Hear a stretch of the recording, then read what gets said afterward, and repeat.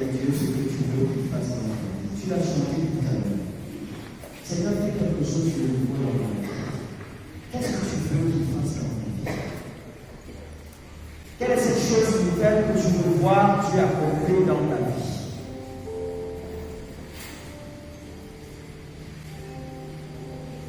Dis-le oui maintenant. Seigneur, je veux une communion restaurée avec toi. Seigneur, je veux toucher tes profondeurs. Seigneur, je veux te découvrir dans une autre dimension. Seigneur, je veux communier avec toi. Seigneur, je veux te servir. Seigneur, je veux que tu règnes dans ma vie.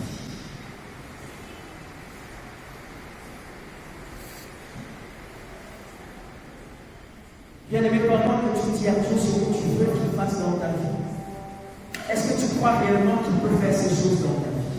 Tu dis, Seigneur, je te fais confiance. C'est pourquoi je suis là ce soir. Si j'ai laissé tout ce que j'avais à faire, Seigneur, ce soir, pour venir dans ta présence, c'est parce que je te fais confiance. Je crois que tu es capable de faire quelque chose dans ma vie.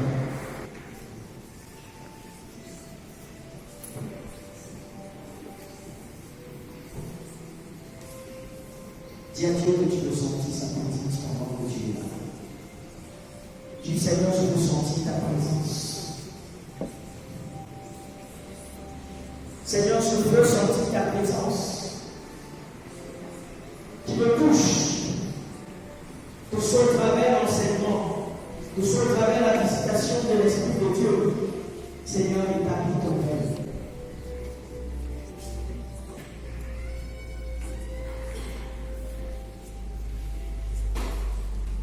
Père, nous sommes là ce soir parce que tu nous as appelés. Tu nous attires à toi, Père éternel. Personne ne peut venir à toi. Nous avons répondu à ton invitation, Seigneur. Nous sommes venus à tes pieds, à la source de vie, pour nous approuvir.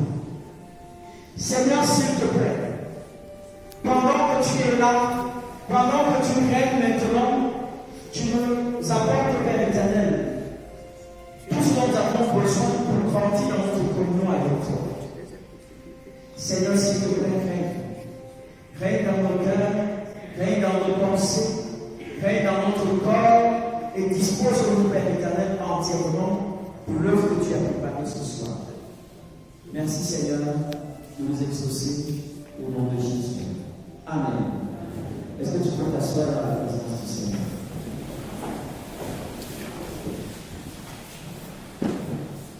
Bienvenue dans le Seigneur. Bien, nous avons entamé le deuxième chapitre, qui est la deuxième leçon de notre programme, qui porte sur la loi de la consécration. La loi de la consécration.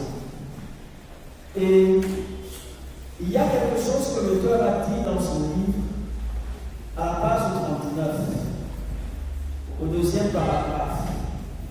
Vous y êtes. Regardez un peu, ouvrez vos livres. À la page 39, au début de cette leçon, au deuxième paragraphe. Quelqu'un a trouvé?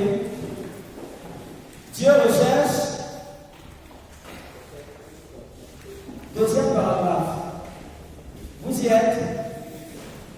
Dieu recherche des personnes qui ont été purgées de l'esprit du monde, de la mondanité, et qui sont remplies du Saint-Esprit afin de les utiliser comme canon pour toucher les multitudes. J'aimerais que vous souligniez ça dans votre vie. Dieu recherche des hommes, mais des personnes qui ont été purgées de l'esprit de mondanité. Quand j'étais en train de lire ce passage, l'idée de la pensée de l'image de la cruche me venait à l'esprit. Je crois que chacun d'entre vous est déjà passé par là, n'est-ce pas? Quand on était tout petit, n'est-ce pas? Chacun a déjà été purgé au moins une fois dans sa vie. On purge quelqu'un à quel moment? Quand il est constipé. Pourquoi encore? Pourquoi encore?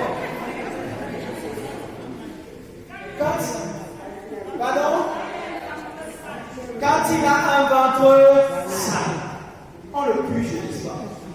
Et en lisant ça, je me suis rendu compte effectivement que beaucoup de personnes ont le ventre sale. Ont le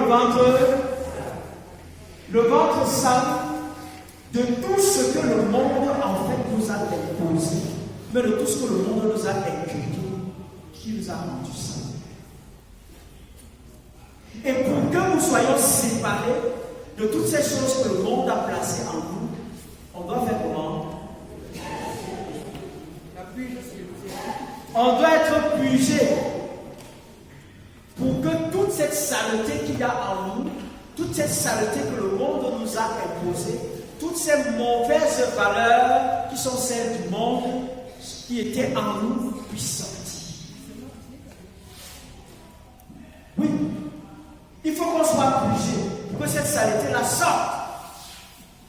Tant qu'on n'est pas purgé, on reste sale. Et quand vous êtes sale de l'intérieur, vous êtes mal à l'aise. N'est-ce pas? Ça se traduit à tous les niveaux. Même quand vous parlez, les odeurs se dégagent de votre bouche, vous avez une mauvaise haleine. Pourquoi? Parce que le ventre est sale. N'est-ce pas?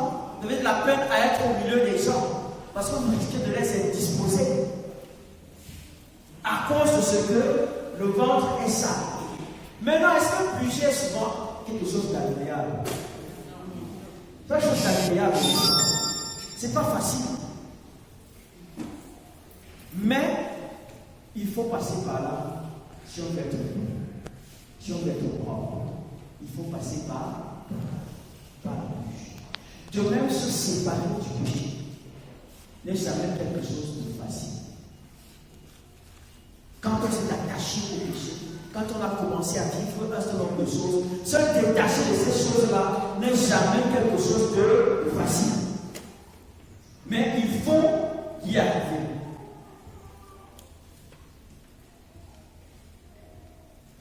Il parle bien de la purge de l'esprit du monde. Vous savez que l'esprit du monde est l'un des pires ennemis du monde, de notre consécration, j'allais dire, et même de tout notre ministère. Jacques 4, le verset 4 nous dit: ne savez-vous pas que l'amour du monde est inimitié contre Dieu? Celui donc qui veut être ami du monde sera ennemi de Dieu. Ça veut dire que si on n'est pas séparé de tout ce que le monde a placé en nous, nous sommes des ennemis de Dieu. Si tout ce que le monde nous a inculqué, notamment les pensées selon lesquelles le mensonge est une bonne chose, la vie c'est une place, la cupidité, toutes les perversions sexuelles que nous connaissons, tant qu'on n'est pas purifié de toutes ces choses-là, on est ennemi de Dieu. On est ennemi de Dieu. On fonctionne en ennemi de la gloire. On est opposé à l'œuvre de Dieu et on ne peut donc véritablement servir le Seigneur tel qu'il attend. Il faut qu'on soit purgé de tout ce que le monde a mis en nous. Dans la suite de cet enseignement, commencé hier, nous allons aborder un certain nombre d'éléments qui rentrent dans les principes de la consécration. Je voudrais rappeler qu'être consacré, c'est être mis à part. Ils sont là dit. Être consacré, c'est être mis à sa part. Ça veut dire que Dieu porte son choix sur notre personne et il nous met à part pour son œuvre. Il nous met de côté. Il nous sort du monde. Il nous sort de ce dans quoi est-ce que nous étions pour nous utiliser pour sa gloire. Et Dieu donc, qui nous a sortis du monde, qui nous a sortis du commun des mortels, veut que nous marchions d'une certaine manière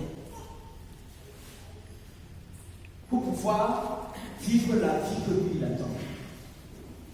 C'est pour cette raison qu'il faut intégrer que la sainteté est indispensable quand on est appelé à servir Dieu.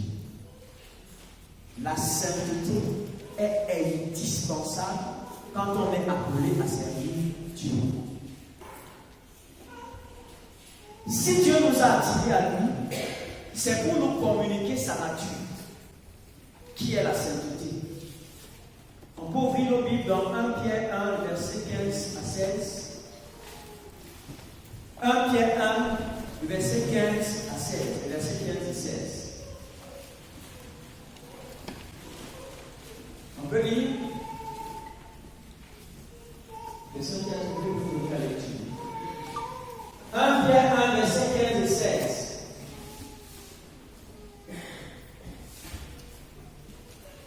S'il n'y a personne qui veut nous lire.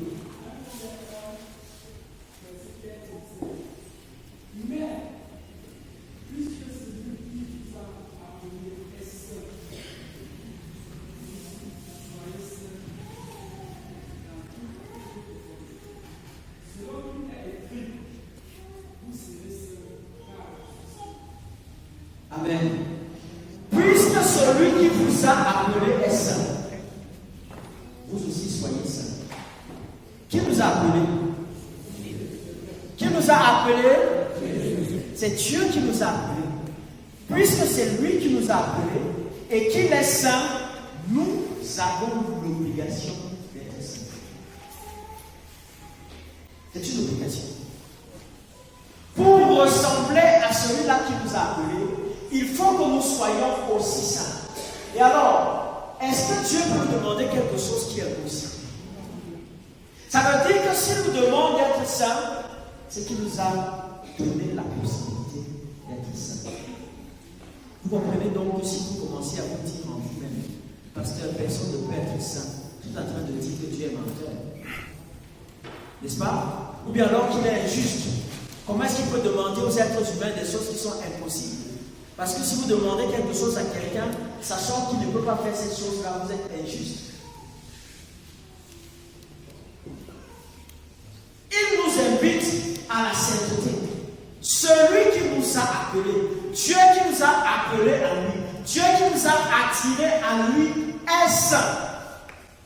Et nous aussi, nous devons être saints. Dans toute notre conduite. Pas de temps en temps. Pas devant les gens. Pas pendant qu'on est à l'église. Mais dans toute notre conduite. Et partout où on se retrouve. Dieu nous appelle à être saints. Il nous invite donc à être saints. Parce que lui, il est saint. Il y a une image qui m'a traversé l'esprit. Quand vous rentrez, souvent le dimanche, de Sainte-Seine, avec votre blanc, et arrivé à la maison, s'il y a un enfant qui vient vers vous, avec la sauce jaune sur ses mains, qu'est-ce que vous faites? Qu'est-ce que vous faites? Vous le gardez à distance. Ne t'approche pas trop. Pourquoi? Parce que vous craignez qu'il va vous tâcher votre blanc. Vous le gardez à une certaine distance. Dieu qui est saint ne peut pas permettre que vous veniez jusqu'à une certaine distance. Il y a comme une distance qui va vous séparer de Dieu. Parce que vous n'êtes pas saint comme lui il est saint. Il faut rentrer dans une dimension de sainteté avec Dieu pour être plus proche de Dieu. Tant que cette sainteté-là n'est pas acquise, il y aura une distance qui nous sépare. Et maintenant, la distance grandit au fur et à mesure qu'on demeure dans le champ. Et j'ai envie de poser la question à quelqu'un ce soir. Quelle est la distance qui nous sépare avec Dieu? Quel est l'écart que le péché a créé entre toi et Dieu? Tu comprends pourquoi est-ce que tu peux attendre un certain nombre de choses de Dieu sans jamais les voir s'accomplir? tu es loin de Dieu à cause du péché. Tu comprends pourquoi tu ne peux pas faire les choses dans la dimension que le Seigneur veut que tu les fasses. Pourquoi? Parce que tu es loin de Dieu. La vie de péché dans laquelle est-ce que tu te trouves te garde à distance de la présence de Dieu. Tu n'es pas là. T'approcher du Seigneur. De près. Il faut que nous soyons purifiés pour que l'intimité et la communion avec Dieu soient là. Et devienne quelque chose de profond. Il devient quelque chose de réel. Je voudrais bien aimer que nous choisissions de vivre loin du péché. Est-ce qu'on peut ouvrir nos Bibles dans Exode 19, le verset 10 à 13?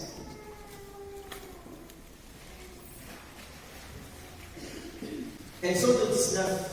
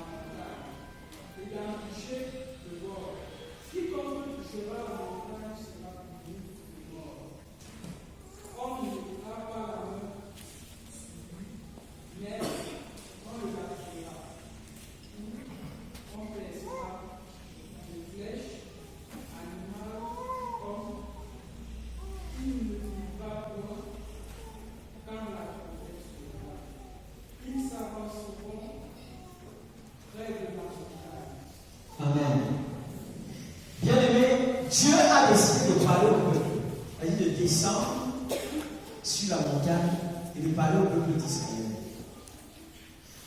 de communier avec le peuple. Mais pour que Dieu soit en mesure de le faire, qu'est-ce qu'il faut que le peuple fasse? Qu'il fasse comment? Qu'il se sanctifie pendant combien de jours? 3 jours. Qu'ils prennent la peine de se sanctifier, de se purifier, de laver leurs vêtements. Parce que le 3e jour, Dieu l'a donné. Je ne sais pas si, en lisant ce texte, nous voyons le niveau de sainteté de Dieu. Et il précise que quand je vais descendre, que personne ne s'approche de la montagne et ne touche même la montagne. Parce que la personne qui va toucher la montagne va mourir. Est-ce que nous voyons jusqu'à quel niveau Dieu est saint? Et la parole de Dieu va pousser un peu plus loin en disant que quiconque voit Dieu même. Dieu est un Dieu saint. Et on ne peut pas servir Dieu avec la souillure, avec le péché. C'est impossible. C'est impossible de servir Dieu avec le péché. Pour que Dieu vienne parler au peuple, parce que le peuple avait tellement murmuré que pourquoi Dieu ne parle qu'à Moïse? Nous voulons aussi entendre sa voix. Nous voulons qu'il vienne nous parler. Dieu dit que pour que je vienne parler à ce peuple-là, il faut qu'il se purifie, qu'il se nettoie, qu'il lave leurs vêtements pour que je descende le parler.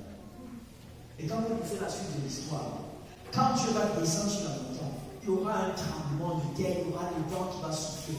Le peuple va dire au vent que non, Dieu ne veut plus t'écouter. Il va parler à Moïse et il vient nous dire. Pourquoi? Parce que la présence de Dieu, l'atmosphère de la présence de Dieu est venue rencontrer leur situation où ils ne peuvent pas supporter la présence de Dieu. Tant que tu n'acceptes pas que le Seigneur te nettoie et te dépouille véritablement, ou bien de renoncer à la vie du péché, il est impossible de voir Dieu se manifester dans ta vie. De même, beaucoup de personnes soupirent après les révélations de Dieu, n'est-ce pas? On veut entendre la voix de Dieu. On veut écouter Dieu nous parler. Mais Dieu ne peut pas te parler si tu es dans un état de péché. La seule parole que tu vas entendre dans ce moment, c'est de toi. C'est répands-toi. Et quand tu l'auras fait, maintenant tu pourras augmenter les autres choses que Dieu veut te communiquer. C'est là où tu pourras recevoir les révélations de Dieu sur les aspects de ta vie. Dis à ton voisin, ta proximité avec Dieu dépend de ta sainteté. Oui, la proximité avec Dieu dépend de notre sainteté. Bien aimé, le péché est quelque chose de dangereux devant Dieu. C'est comme l'odeur de la pourriture qui attire les mouches. Vous avez vu déjà un animal qui a une composition. Vous pouvez rester devant ce cadavre-là. Pourquoi? C'est comme ça que certaines personnes s'approchent qu'on arrive de Dieu. Pour la pourriture. Pourquoi? Parce que leur vie n'est pas agréable à Dieu.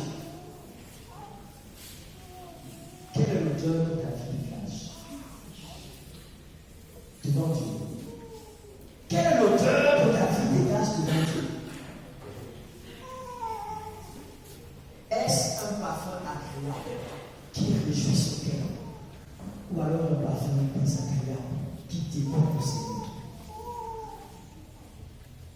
Quel est le parfum qui se dégage de ta vie?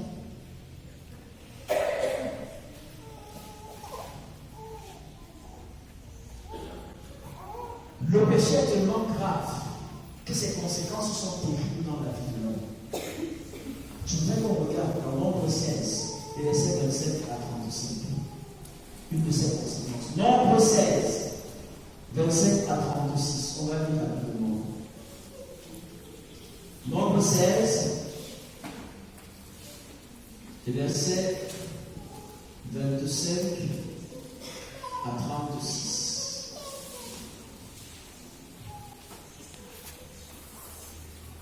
Je lis rapidement pour vous. Nombre 16, 21 à 33. Moïse se leva et alla vers Dathan et Abiram, et les anciens d'Israël le suivirent. Il parla à l'assemblée et dit: éloignez-vous des tentes de ces méchants hommes, et ne touchez à rien de ce qui leur appartient, de peur que vous ne périssiez en même temps qu'ils seront punis pour tous leurs péchés.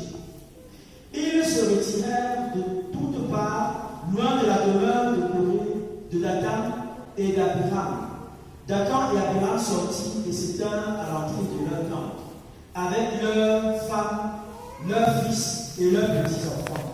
Moïse dit: à ceci vous connaîtrez que l'Éternel m'a envoyé pour faire toutes ces choses et que je n'agis pas de moi-même. Si ces gens meurent comme tous les hommes meurent, s'ils subissent le sort commun à tous les hommes, ce n'est pas l'Éternel qui m'a envoyé. Mais si l'Éternel fait une chose inouïe, si la terre ouvre sa bouche pour les engloutir, avec tout ce qui leur appartient, et qu'ils descendent vivants dans le séjour des morts, vous saurez alors que ces gens ont méprisé l'Éternel.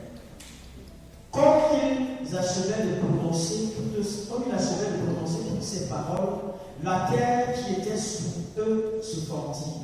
La terre ouvrit sa bouche et les engloutit, eux et leurs maisons, avec tous les gens de Corée et tous leurs biens. Ils descendirent vivants dans le séjour des morts, eux et tous ceux qui leur appartenaient. La terre les recouvrit et ils disparurent au milieu de l'assemblée. C'est Dieu qui fait ça. Hein? C'est le Dieu qui est miséricordieux qui fait aussi ça, n'est-ce pas?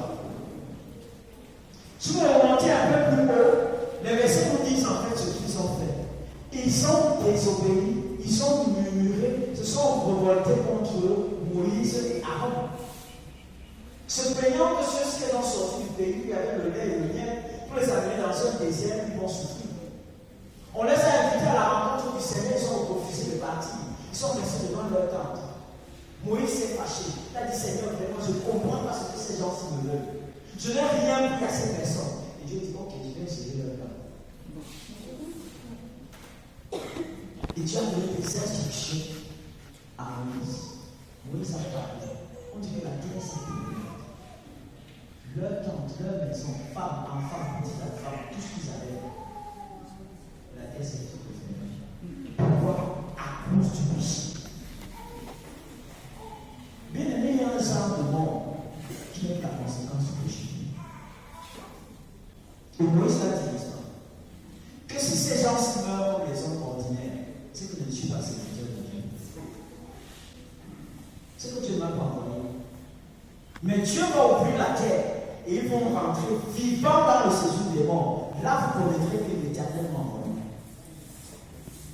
Bien, n'acceptez pas et ne laissez pas que le péché subisse dans votre vie et que Dieu soit obligé de vous frapper pour cette leçon de Dieu. Renoncez au péché. Refusez de persévérer dans la vie de dissolution, dans toute forme de péché. Refusez, renoncez. C'est ça la conséquence du Seigneur. Ne jouez pas avec le péché. Dans la Bible, on a encore d'autres exemples. Vous connaissez dans Acte 5 ce qui s'est passé avec Ananias et Saphira. Certains peuvent dire que non, ce n'était que le mensonge. Aussi petit que vous pouvez estimer un péché, il est capable de placer votre vie et de vous anéantir. C'était leur bien. Ils ont vendu. Mais le fait qu'il n'ait pas dit la vérité les a coûté la vie. On pourrait dire que ce n'était qu'un petit mensonge. Mais ils sont morts de ce petit mensonge entre guillemets. Souvenez-vous aussi de ce qui s'est passé avec Hérode. Dans Acte 12, le verset 21 à 22. L'histoire nous raconte que Hérode persécutait les chrétiens. Il poursuivait les disciples et il faisait de les prisonniers. On a pris Pierre, on l'a mis en prison, mais Dieu a sorti Pierre de la prison. Quand Pierre est sorti de la prison, on le cherchait. Hérode avait fait alliance avec d'autres nations. Et on dit que le jour où il y avait la fête, pour sceller en fait cette alliance-là, il était assis avec ses vêtements de roi. Et il s'est mis à parler. Les gens ont dit qu'il parle comme un Dieu. Il s'est bouché. Il a été orgueilleux. Voix d'un Dieu. Il est tombé dans l'orgueil, n'est-ce pas? Oh, on m'appelle Dieu. Et la Bible dit à l'instant, les vers l'ont corrigé, il est mort. Les vers l'ont corrigé et il est mort. Je ne suis pas élevé dans la vie. Dieu ne partage pas sa gloire avec nous. Il est mort à cause du péché. L'orgueil dans sa vie. Il va jusqu'à se comparer à un Dieu. À Dieu, j'allais dire. Combien de fois est-ce que tu as voulu dans la place? Dans la philosophie, c'est extrêmement dangereux. Dieu veut que ce soit davantage nous renoncions au péché. La consécration ou encore la sanctification n'est pas facultative. C'est une obligation quand on s'engage à servir le Seigneur. Ce n'est pas facultatif. Ce n'est pas si je veux, je marche dans la sainteté. Si je veux, je refuse. Je marche comme je veux. Moi, je mène la vie telle que je décide. Je rappelle aussi, c'est un rappel, qu'il y a 3 niveaux de sanctification. Quels sont ces niveaux? Révision. Il y a 3 niveaux de sanctification. Quels sont ces 3 niveaux? Nouvelle naissance et la sanctification de position. Ça veut dire que lorsque je mets le nouveau, c'est-à-dire que je reçois Jésus comme mon Seigneur et mon Sauveur, je suis seul. C'est-à-dire mis à part. Regardez un peu. Je considère ce temple-ci à 3 niveaux. Voici le premier niveau. N'est-ce pas? Là où je suis, jusqu'ici, c'est le deuxième niveau. Hein? Et à partir d'ici, c'est le troisième niveau. Quand vous vous donnez au Seigneur Jésus, vous entrez à ce niveau. La sanctification de position. Vous êtes de lui, vous êtes choisi de Dieu et vous lui appartenez. On comprend ça? Maintenant, le deuxième niveau de sanctification, c'est quoi? La sanctification progressive. Ça veut dire quoi progressive? Quelque chose qui se fait chaque jour. Quelque chose qui va grandissant. Quelque chose dans lequel on évolue. Il y a une certaine évolution. C'est le niveau où je suis. Vous êtes devenu enfant de Dieu. Maintenant, vous devez marcher chaque jour dans un style de vie, dans une manière d'être pour pouvoir atteindre Dieu. On comprend ça? Oui, pour pouvoir atteindre Dieu. C'est donc une vie permanente de transformation, une vie permanente qui a soif de la présence de Dieu, une vie qui a régulièrement envie de découvrir le Seigneur. Et cette sanctification progressive, passe par ce qu'on appelle la consécration spirituelle. La reconnaissance de nos péchés, que nous avons péché, la confession de ces péchés, et on demande à Dieu de nous remplir à nouveau de son esprit. Parce que c'est l'esprit de Dieu en nous, quand nous sommes dans une dimension de plénitude, qui fait de nous des gens saints. Le péché vient entacher notre vie. Mais une fois qu'on l'a confessé, qu'on croit au pardon de Dieu dans notre vie, le Saint-Esprit, sous notre invitation, remplit un peu notre vie. Nous sommes dans une situation de Seigneur. C'est logique, n'est-ce pas? Si vous avez confessé tout péché dans votre vie, est-ce qu'il y a encore quelque chose qui vous tâche devant le Seigneur? Non. Le Saint-Esprit maintenant habite en vous, vous remplit et vous utilisez comme Dieu veut. Maintenant, il y a la sanctification, la troisième, totale, bien parfaite, absolue. C'est celle que nous aurons quand nous serons devant Dieu. Vous comprenez donc qu'on ne peut pas arriver à être proche de Dieu s'il n'y a pas eu ces différentes étapes. Il faut d'abord prendre position pour Christ. Choisir d'appartenir à Jésus-Christ. On va revenir là-dessus. Parce que malheureusement, dans l'église, il y a beaucoup de gens qui sont là, dans le bloc, tous les dimanches, mais que Dieu ne connaît pas. On comprend ce que je suis en train de dire. Que Dieu ne connaît pas. Il ne les reconnaît pas comme étant membres de sa famille. Il ne les reconnaît pas comme étant ses enfants. Est-ce que tu te connais comme son enfant? Est-ce que tu fais partie de la famille de Dieu? Est-ce que tu as fait ce pas de recevoir Jésus, d'accepter l'œuvre de la croix et de dire à Jésus, je m'abandonne entièrement entre tes mains, désormais dirige ma vie. C'est la première étape. Vous ne pouvez pas arriver à la sanctification progressive sans passer par cette étape-là. D'ailleurs, ceux qui essayent, par leur propre force, de vivre une vie de sainteté, tombent dans ce qu'on appelle la morale. Et vous comprenez pourquoi est-ce que la morale ne sauve pas? Hein? Vous pouvez avoir une vie moralement correcte. Vous ne mentez pas, vous ne faites pas ci, vous ne faites pas ça. Même si vous savez qu'il tombe en enfer. Pourquoi? Parce que la première étape n'est pas remplie. C'est d'être enfant de Dieu. C'est d'accepter Jésus. Tant que cette étape-là n'est pas remplie, vous ne pouvez pas atteindre la sainteté parfaite.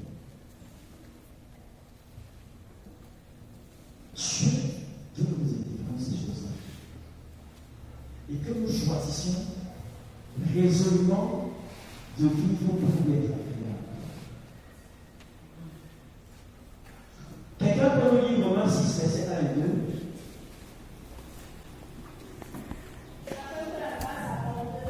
Loin de là, nous qui sommes morts au péché, comment vivions-nous encore dans le péché? Amen.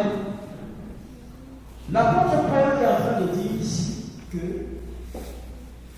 est-ce qu'en tant que chrétien, parce que nous avons accepté Jésus, on doit continuer de demeurer dans le péché? Non. N'est-ce pas? On ne peut plus demeurer dans le péché. Il y a des gens qui se disent enfants de Dieu, que l'on ait reçu Jésus. Mais cela ne se traduit pas dans la vie quotidienne qui mène.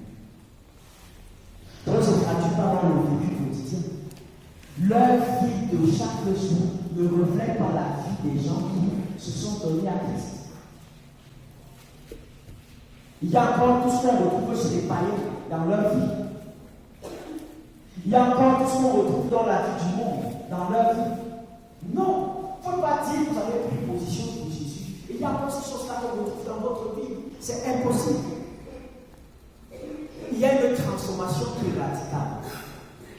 Vous pouvez vous tromper. Vous pouvez faire un faux pas, j'allais dire. Mais une fausse marche. Mais très vite, vous vous relevez. On comprend ce que je suis en train de dire. Très vite, vous vous relevez. Mais un chrétien, quelqu'un qui appartient à Jésus, ne demeure pas dans le péché. Ne demeure pas dans le péché. Je voudrais dire à quelqu'un qui, jusqu'à présent, demeure dans un quelconque péché. Si tu te dis chrétien, tu dois sortir de ce péché. Tu dois sortir de ce péché. C'est la clé pour pouvoir vivre la vie de sainteté que le Seigneur attend de toi. Et c'est la clé pour la libération totale de la vie. Refuse d'appeler un péché dans ta vie le péché mignon. Et de caresser, de jouer avec ce péché-là. On comprend ce que je suis en train de dire. Sors de ce péché. Définitivement. Si tu as l'impression que c'est compliqué de sortir, ce soir tu vas crier à Dieu. Tu vas crier au Seigneur. Tu vas dire, Seigneur, libère-moi de ce péché. Quelle que soit sa nature. C'est le mensonge, c'est l'impudicité. Quel que soit le péché, tu vas crier, tu vas demander l'aide à Dieu par quoi ça. Dieu n'attend que ça pour intervenir dans ta vie. Et te libérer définitivement. Et la Bible dit que nous sommes morts au péché. Comment vivons-nous encore dans le péché? Pourquoi? Parce que lorsque nous devenons enfants de Dieu, on passe par la croix. Et qui dit passer par la croix parle de la mort. On meurt en nous-mêmes, on meurt au péché, et on vit désormais pour Dieu. Passer par la croix.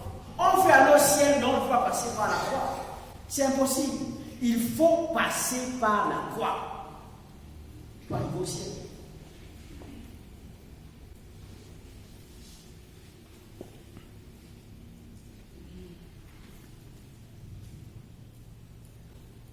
Jean 3, verset 9 nous dit que quiconque est né de Dieu ne pratique pas le péché, parce que la semence de Dieu demeure en lui. Et il ne peut pécher parce qu'il est né de Dieu. Cette semence de Dieu qui demeure en lui, c'est quoi? La parole qui est faite chair, c'est-à-dire Jésus, qui demeure en lui. Qui demeure en lui. Quiconque est né de Dieu ne pratique pas le péché. Est-ce que tu es dans la pratique du péché? Le Seigneur veut te libérer ce soir. Parce qu'il veut que tu sois entièrement consacré. Ne justifie pas le péché dans ta vie. Il faut s'humilier et reconnaître que notre péché et demander la grâce de Dieu sur notre vie. L'autre chose, c'est que la sainteté engage notre volonté. Dieu aurait pu dire que, ok, je vous rends tous saints. Par une simple parole, n'est-ce pas? Et tout le monde devient saint. Mais Dieu veut que notre volonté soit engagée dans la vie de sanctification que nous sommes appelés à mener. Il veut que notre volonté soit engagée. Si tu veux, Dieu te vient en aide. Mais si tu ne veux pas, tu vas rester dans ta situation. Il faut notre volonté. On va voir dans Romains 6, verset 13, le Seigneur dit, ne livrez pas vos membres au péché comme des instruments d'iniquité. Ne livrez pas. Ça, c'est notre part de responsabilité. Ne livre pas tes membres au péché comme un instrument de l'iniquité. Qu'est-ce que tu as livré au péché dans ta vie? Est-ce que tu est-ce ta bouche qui ne sait pas se fermer, qui est devenue un instrument de péché? Quel est le membre de ton corps qui est un instrument du péché? La Bible te dit de ne pas livrer, n'est-ce pas, les membres de ton corps au péché comme un instrument d'iniquité. Paul va dire dans 1 Corinthiens 9, verset 27, je traite durement mon corps et je le tiens assujetti, de peur d'être moi-même rejeté après avoir péché au sceau. Il dit qu'il fait comment? Il traite durement son corps. Ça veut dire quoi traiter durement son corps? Hein? Ça veut dire quoi? Renoncer au péché. Oui, je veux qu'on dise un peu plus. Oui, maman. Ne pas céder au caprice de la chair. Ne pas céder au caprice de la chair. Parce que cette chair est capricieuse. Elle va vouloir nous pousser à ce qui est contraire à la volonté de Dieu. Et la Bible dit donc, l'apôtre Paul le dit, je traite ce corps. Ça dit que je refuse d'obéir à ce que cette chair me demande de faire. On comprend? Je refuse de me retrouver dans les endroits où Dieu ne veut pas que je sois. Je refuse de porter mes pieds pour aller là-bas. Je refuse de me retrouver dans les lieux sacrés pour faire l'idolâtrie. Je n'y vais pas. C'est ça qui est vraiment son corps. Je refuse que mes oreilles entendent n'importe quoi et n'importe quel genre de musique. C'est ça qui est vraiment son corps. Je choisis ce que je dois entendre. Je choisis des choses qui m'aident dans ma communion avec Dieu. Je renonce à toutes les autres choses qui sont perverties mon esprit et ma pensée. C'est ça qui était durement son corps. Dieu veut aussi, pour terminer avant de parler, que nous comprenions que nous avons besoin de contrôler notre pensée. Avant que le péché ne devienne quelque chose de pratique, l'acte qu'on a posé, il commence ici à l'intérieur. N'est-ce pas? Il commence ici à l'intérieur. Et l'image de ce qui s'est passé avec David et Bathsheba me vient régulièrement à l'esprit. David est sur la terrasse de son palais. Qu'est-ce qui se passe? La porte d'entrée, c'est quoi? Les yeux, n'est-ce pas? Il guette et il voit la femme du roi Bathsheba en train de se baigner. Dans son cœur, qu'est-ce qui se passe? Il convoite, n'est-ce pas, la femme de Bathsheba. Et dans sa pensée, il fait comment? Il commence à réfléchir que je vais faire comment pour avoir cette femme. Il a développé des stratégies.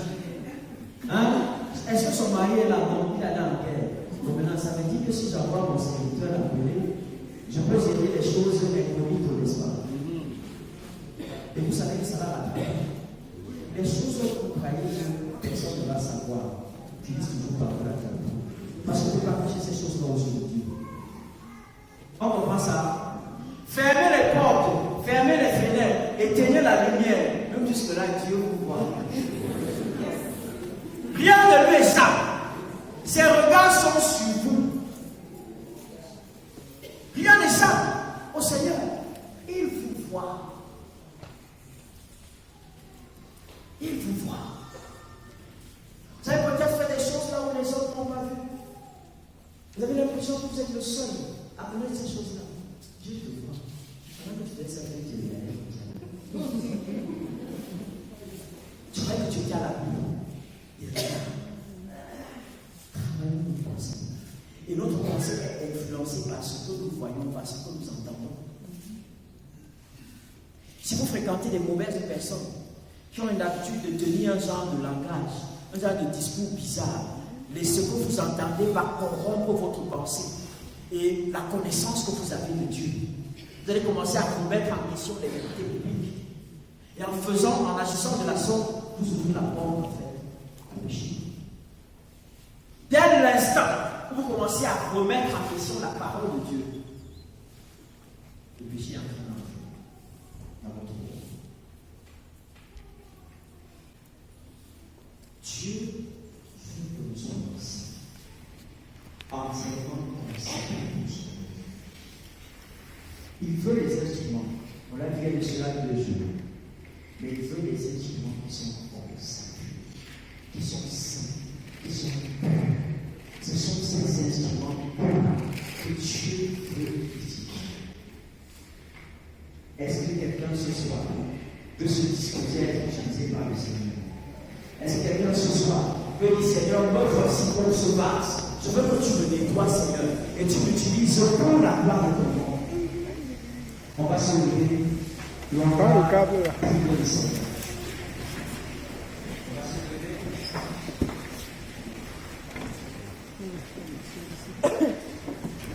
On va chanter ensemble le 289 sur les ailes de la foi. C'est mon joyeux service d'offrir à Jésus-Christ en vie dans sa défice.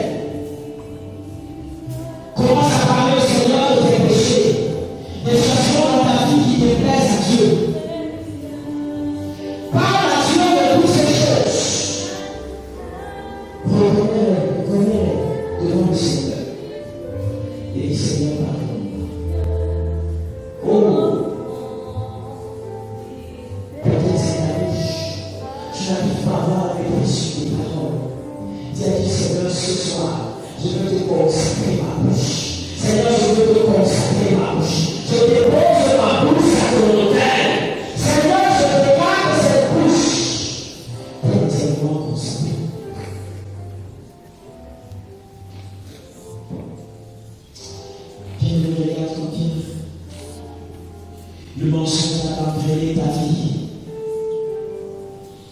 Tu mens sans te retenir. Et ce mensonge a détruit la confiance que les uns et les autres avaient autour de toi. Dis à Dieu, Seigneur, je dépose le mensonge qui avait pollué ma vie jusqu'à présent. Dis à Dieu, Seigneur, purge-moi maintenant de toutes les choses que le monde a placées en moi. Seigneur, délivre-moi de ces mensonges que le monde a fixés dans mon passé, dans mon intelligence. La pensée de la corruption, la pensée de la perversion,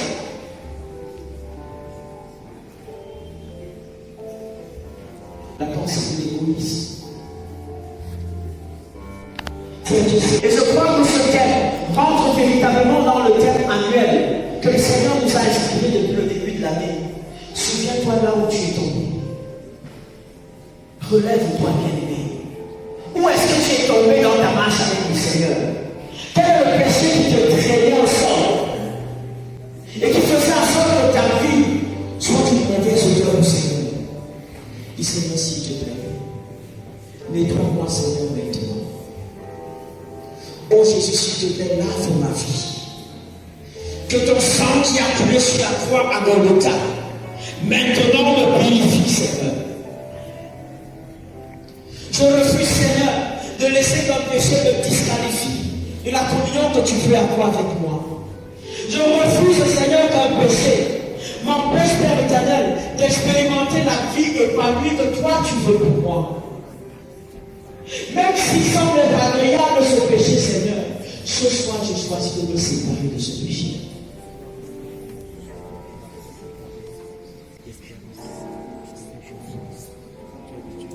Ce soir, Seigneur, je viens abandonner ce péché.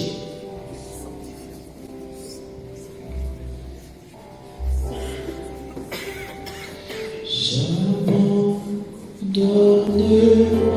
ma vie sans regret, Seigneur, à ta grâce infinie.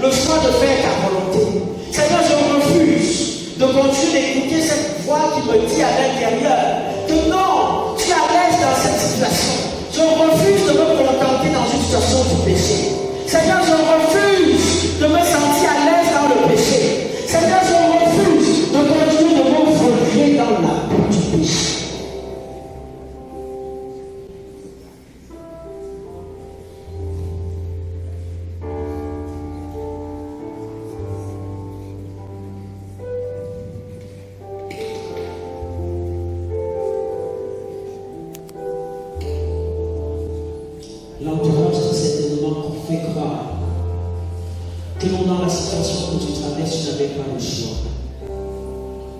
Même si j'étais à ta place, j'aurais fait la même chose. T'as-t-on souvent dit. Mais ce n'est pas ça qui intéresse Dieu. Dieu veut que tu te dises pour toi. Seigneur Jésus, que si tu avais été à ma place, qu'est-ce que tu aurais fait? Pense comme Dieu est. Vois les choses comme Dieu les voit.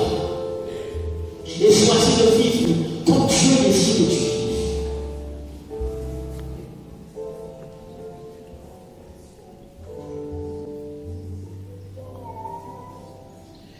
Qu'un feu nouveau s'allume, pardon, amour en moi, et dans mon cœur consume ce qui n'est pas à toi.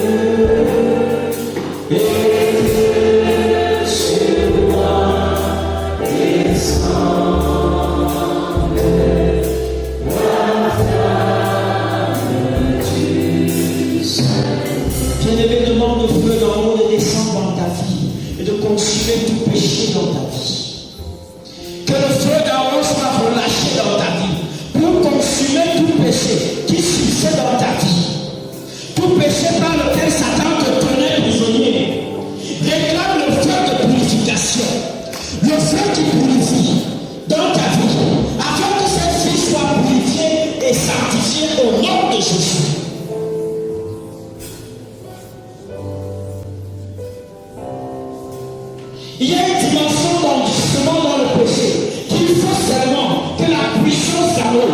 Le Saint-Esprit de Dieu vient briser ces choses d'amour. Déclare maintenant, Seigneur, je veux que ton frère te sorte.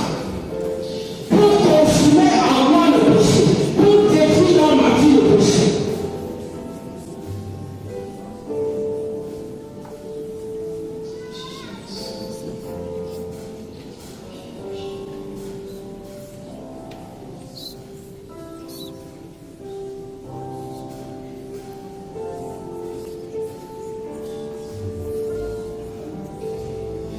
Viens Jésus, sois mon maître, par ton sang racheté. À toi seul je veux être, et pour l'éternité.